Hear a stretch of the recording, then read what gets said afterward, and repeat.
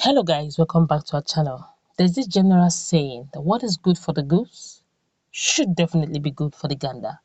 What is good for the north should be good for the south. What is good for the south definitely should do well to be nice also for the north. But before we go into the news proper, over the same issue of EndSars and SWAT protests that took place in Rivers State is generating a lot of dust and Nigerians are reacting.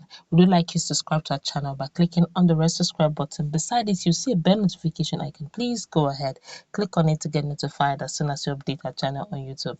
For all the details, you can go to our playlist to get the full details. But I'll just quickly do a recap, very quick. There was this clash that took place in Rivers State. It prompted the Rivers Governor Nyesom Wike to react. He placed a bounty of 50 million naira on one Mr. Stanley Berry. Mr. Stanley Berry quickly did a video saying he's not an Ipob member simply because it was gathered that he was the coordinator of IPOB in Rivers State and he coordinated the mayhem that took place there.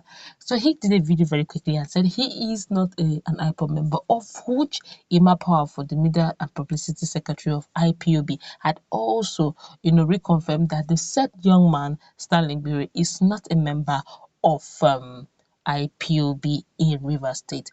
Of course, there's already a bounty on his head of 50 million naira, and of course, that's also made the governor also to have a quick interactive section with the stakeholders and the youth in Rivers State, of course, with the local government chairman as well, to ensure that no IPOB flag is hoisted on any part of river soil, and also they should not be allowed to have any form of meetings or evangelism as they have become banned in Rivers State. Well, new updates have come up on this matter.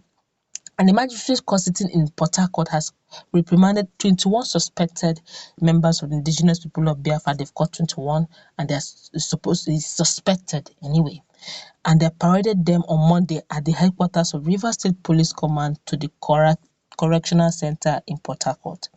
They were arraigned on Tuesday by the police on 3 different charges of terrorism, cultism, and illegal and unlawful gathering. Chief Magistrate A.O. Amadi Nna declined to grant them bail as applied by their lawyers because of the nature of the charges that were preferred against them. The Chief Magistrate, after listening keenly to the defense lawyers' appeal that the court should remand their clients to the CID unit of the Rivers State Police Command, ordered the prosecution team to drop the case file while the registrar of the court to enable fast transmission of the file to the Director of Public Prosecution, as DPP unit of the Rivers State Ministry of Justice. Although the Chief Magistrate Amadi Nna accepted that his court lacked the jurisdiction to entertain the matter, he also advised the lawyers of the 21 defendants to approach the High Court and seek bail for their clients. He adjourned the case to the 29th of December pending the outcome of the legal advice from the DPP. While Nigerians have taken to their social media to respond, we would look at this very critically, but let's hear what Nigerians are saying concerning this matter. This one here is saying the Boko Haram captured were reabsorbed into the society, while suspected IPOB members with no guns are denied bail. Please don't harden these guys. This one here is saying if anything happens to them, I just feel for Rivers State. Nothing will happen in Rivers State. Let's not begin to look at the negative part. I want to say this very critically, that whatever arms of the law we used on the Boko Haram guys should also be used for this guy. Since you have prescribed them right, how many Boko Haram people have we sent to jail? None. We have not sent anyone to jail. Correct me if I'm wrong. Maybe I'm the one that's not getting the information right. But I know that no Boko Haram person has been sent to jail. Instead, they will bring them out, give them rehabilitation, reabsorb them, and even give them jobs. To the point that some IDP camps are even considering joining Boko Haram because that seems as if it's a nice way of getting a job. The youth out there don't have a job. That's why you see this EndSars became something else, simply because the youth are hungry. They need money, they need financial enablement, and they also need well-paid jobs. Now, these guys are looking for their country. They don't want to even go through that route. But the fact that if the law have giving bail to other people. Why is it not giving them bail? Is that not the same? Is that not? Sowore went through something similar. They said it was terrorism, trying to obstruct the country of the day, government of the day, and all that. Eventually, he was granted bail, right?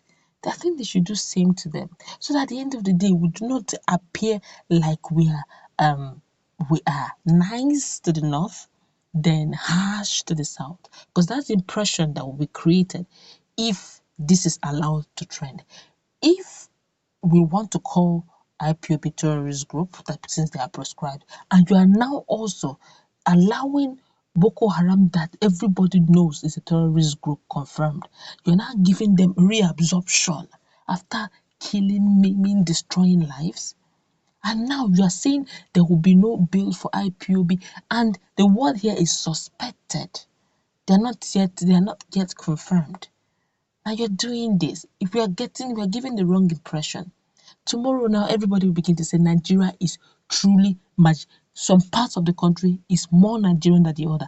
And they will not be far from the truth. If you continue in this line of law, well, the magistrate has said that it's not within his jurisdiction, that they should take it to the high court.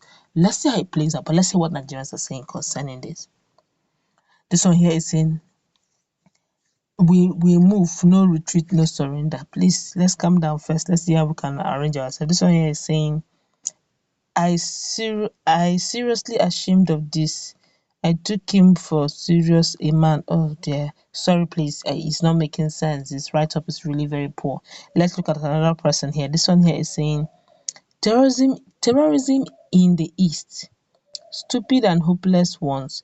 You think you can use anyone to shine. What were they asking us as to become terrorists? Go to their place, the northern Nigeria, and know who is a terrorist. All the Fulani herdsmen tag terrorists all over the world who have maimed, killed, raped you, and pursued you people from your farmland. How many have arrested and prosecuted? People should show strength at home and flex muscles over nothing. That's the same thing I was trying to say. I've been asking, somebody else is saying the same thing. If Fulani herdsmen who have been seen over time destroying properties, destroying farmlands, and all that have been, sometimes if they just paid some of those monies, nobody gets to see them in jail, nobody gets to see them being prosecuted, nobody gets to see. Yes, we keep hearing the atrocities virtually every other day. I keep saying this: if we don't put the same measure of law that is for one side, you don't put on the same measure of law on the other side, you're going to give an imbalanced judgment. Not just imbalanced judgment, you're also going to give an impression that you hate a particular section. Just recently, Afenifere had to correct Arewa Consultative Forum over the statements they made. Say, look, it's not as if no other organization, other ethnic organization cannot speak English or cannot come out and make talks and start making public show of words. They can, but for the safety and for the tension that's in the country, they need peace on every side. So you see, some persons are very careful with their use of words. It's not as if we don't have monopoly of some words, but we have made up our mind to use the right words always to drive the message across. It's not that we don't know how to use those words, but we feel that it's right to use the right words, the right tenses at the right time so that we can reduce the tension in the country. But the truth be told, if you begin to use the wrong use of words, people get angry. Everybody have access to their mouths.